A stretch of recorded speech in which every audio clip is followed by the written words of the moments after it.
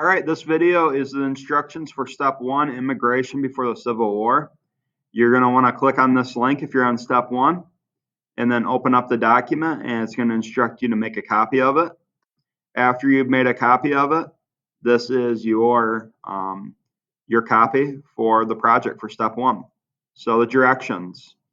Follow the instructions and answer the questions below. Once done, please submit the assignment on PowerSchool and let the teacher know you have finished. He will then advance you to the next step two breakout room. And you can either make a copy of this document and answer the questions on the document, or you can start a blank Google Doc and record your answers on that document. Okay, so you've already made a copy of this document by opening it. So once you open it, it's going to instruct you to make a copy, and you'll make a copy of it. So what that is saying is you can either answer the questions on here on this sheet, or you can make a blank Google Doc and just record your answers on that one. Why this step is going to be important? It is important because it's good to know why people wanted to leave their country and immigrate to the United States, and what were some of the challenges they experienced as they came to the United States. It is also important to understand the divide between the North and the South in the United States, and how that divide would eventually lead to the Civil War. Okay, so we got a couple things going on here. We got immigration going on, and that's something that we still have today. So these are some challenges that people today even face coming to the United States. So it's important to kind of hear about and learn some of those reasons why people want to leave their country, which would be a push factor because it's pushing them to the United States. And then why they want to come to the United States, which would be more of a pull factor because people are the United States are pulling them to the United States. So the first step is going to be watching the video over differences between the North and the South before the Civil War. That's like a 10 to 15 minute video, and it's going over some of the differences between the North and the South before the Civil War that ultimately lead to the Civil War. So you have 4 questions you need to answer while that video is playing. Okay, and the questions do go in order as you're watching the video. So if you're paying attention to the video, you should be able to answer all 4 questions pretty easily. And then after that, you have some reading to do in your textbook. Okay, it looks like a lot, but it's literally only 5 pages in your textbook. I have a physical copy of the textbook in my class.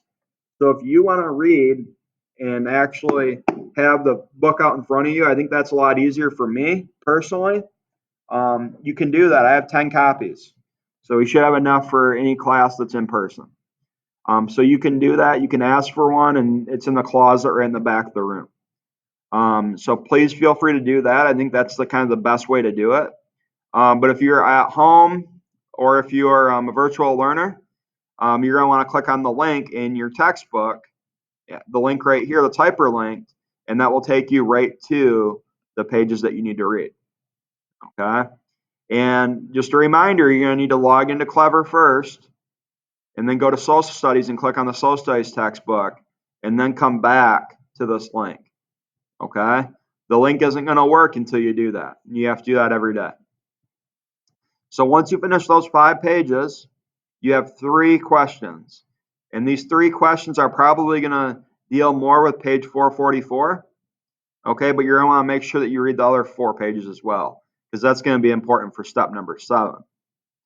But for those 3 questions, you're just going to answer them, and then you can move on to the last part of step 1, which is just writing a short story in which the main character migrates to America. Sorry, not Michigan. Include the following in the story. So A, the reason the immigrant migrates to America. So what was the reasons for why they decided to move to America? You're probably going to want to keep in mind some of those push and pull factors from your reading when you do this, because you're trying to make the story realistic. Living and working conditions in America. So what were those living and working conditions like? And again, reference your textbook. Okay, so you want to explain.